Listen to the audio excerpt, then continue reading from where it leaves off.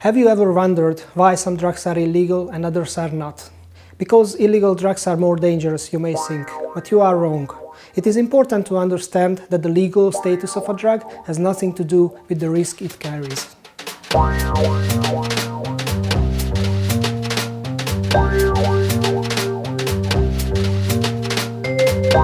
Although mind-altering substances are as old as human civilization and they are known to virtually all cultures in the world, the attitudes to drugs and drug users have been changing throughout history. Only a few people know that when coffee arrived to Europe, it was banned by many European countries. For example, in 1623, Murad IV, the ruler of the Ottoman Empire, banned coffee drinking and established a system to punish its users.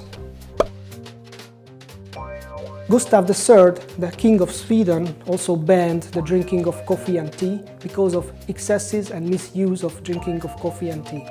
When tobacco, a plant native to America, arrived to Europe in the 16th century, it was also banned in most European countries. Pipe smoking was not only punishable by death, but it was declared an evil custom by the Pope himself. After a brief period of prohibition, tobacco was completely liberalized.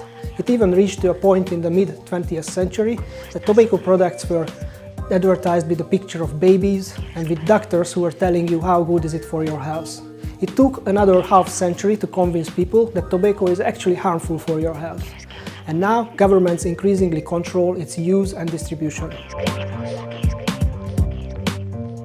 Alcohol, one of the most popular drugs in the Western world, was brought under federal prohibition in the United States in 1919. When President Roosevelt decided to legalize it in 1933, it was not because he realized it's not a dangerous substance, but because prohibition created a huge black market feeding violent criminals such as Al Capone.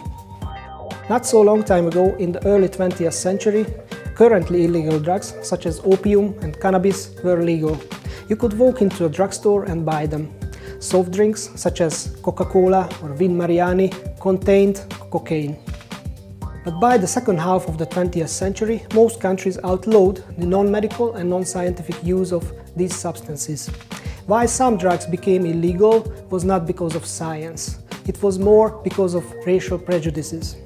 For example, the first opium ban in San Francisco was introduced because of the fear of Chinese migrant workers. The first cannabis ban because of the fear of Mexican migrant workers, and the first cocaine ban because of the myth of black people raping white women under the influence of cocaine.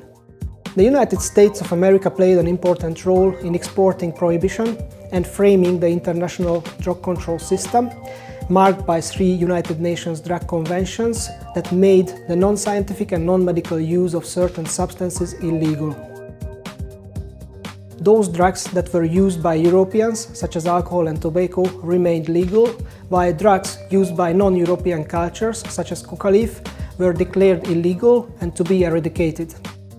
But drug prohibition is not a successful system. Watch the next episode of the Just Say No series and you will learn why. Follow us on Twitter and Facebook and share this video with your friends.